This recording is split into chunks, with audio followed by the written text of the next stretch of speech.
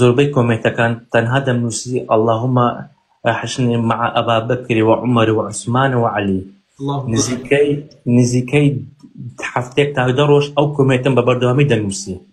تاوە لێ هات مامۆستا بڕوا بکە بەو خودایەکەوە دەیپەرستین شەوێک هەردوو حەزرەتی عەلی و حەزرەتی عایشە ڕەزای خوان لێ هاتە خەونم شێوە و ڕوخساری هەردووکیانم بینی لەسەر لە خەوەکەی حەزرەتی عایشە سەڵات و سەلام خوایان لێبێتم لەسەر ئەسپێکی سپی دانیشتە بوو حەزرەتی عەلی جلەوی ئەسپەکەی گرتە بوو بە منی گوت هیچ شتێکم لە بۆ نەمایەتەوە لە پاش ئەبوو بەکر تەنها عایشە نەبێ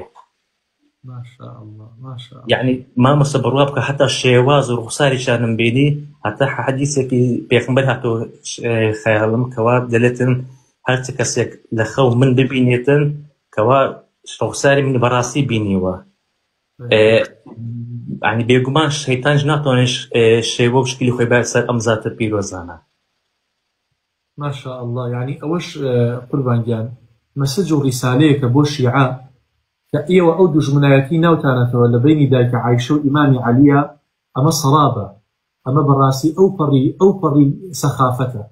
كأوان براسي هبو كان صحابي بيغمري خوابنا صلى الله عليه وسلم أما يان خوشويستي بو خيزاني بو أما شيان آموزاي بو فاطمي لا بو زاواي بو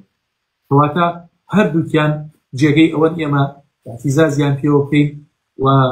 خۆشەویستی ئەوانش بە دینداری بزانێت و هەر کەسیان بکە ئیلا لە نیفاقەوەیە خۆی پەروەردگار هەموو لایە پارێزراو بکات مامۆستا بە بۆچین تو ئەوە نییە ئەوە وەکو بڵێ وەسیەک نییە تاوەکو مەسەلەن سەردانی عەمرەی بکەم یاخۆت فەریزەی حەز بەجێ بێنم ئەگەر لێکدانەی خەوە بتوانێت لە نیشانەکانە کە قوربانگیان ئەمە ئەوان منهەجێکی بەتاڵیان هەیە ئەمە یەک لەو شتانە و هەم مەسجیشە بۆ تۆ کە شوێنکەوتی ئەوان بیت و لەسەر ڕێگە و ڕێباز و طریقەتی منهەجی ئەوان ڕێ بکەیت ئەگە بچیت بمرەیەکیش بکەی خراپ نییە برا جوانەکە